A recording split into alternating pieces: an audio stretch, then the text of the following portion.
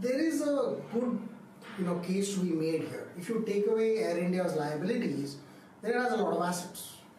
Give me Air India's assets without its liabilities, I'd buy it any day.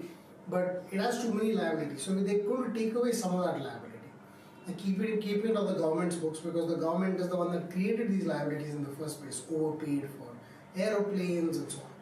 Then there is the ethos issue. So you have the cultural impact of Air India being a government-owned company and therefore not amenable to change, not amenable to efficiency demands.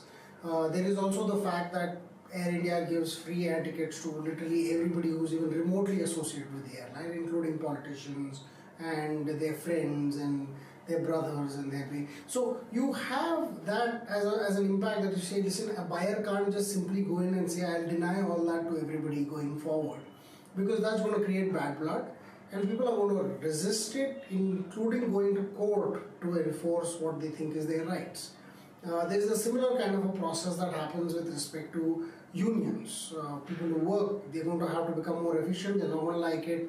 It's not going to be easy to convince them that, listen, if you don't do this, you will no longer have a job, because that I know is not an option with Air India, but it's going to be an option with whoever new comes on board.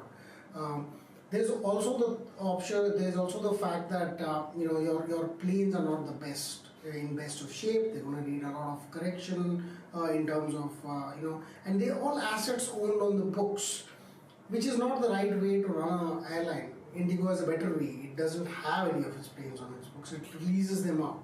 Somebody else takes the asset cost. These guys, so you could use this in your favor as well by saying, listen, I'll take over Air India, I will sell all its assets and lease them back. I will work with the unions, make this more efficient. I will deny benefits where I think they are excessive, and if it's a court case, let it be a court case. And in about a few years, I'll be able to turn this around. It's mammoth. The airline is huge. It has landing rights in a very large number of countries. It has extremely good rights in Indian airports, coveted rights in fact.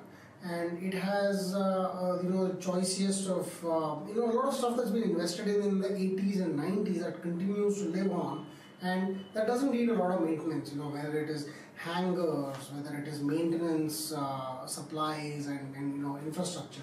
A lot of that stuff will continue to be used at a relatively lower cost versus someone trying to build it up from scratch. So it's useful as an asset.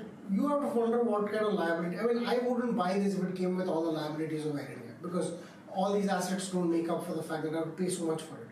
But if you took away some of those liabilities, or most of them, then it would become attractive. I don't know why Indigo has gotten away, but it's likely that some of these factors may have not added up in their favor.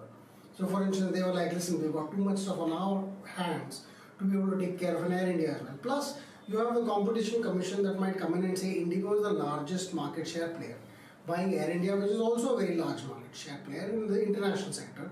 This will be a competition problem, and therefore you have to somehow do something else regarding this. Secondly, there is the problem of how much leverage, how much liability still retains with Air India versus stays with the government. So if they don't like it, they would have walked out. We don't know why. I mean, they won't possibly tell us, or they'll probably tell us one reason, but it's actually the other reason. But we know that it's probably not as attractive to Indigo at the moment. It may be a very super attractive proposition for a new player like Tata.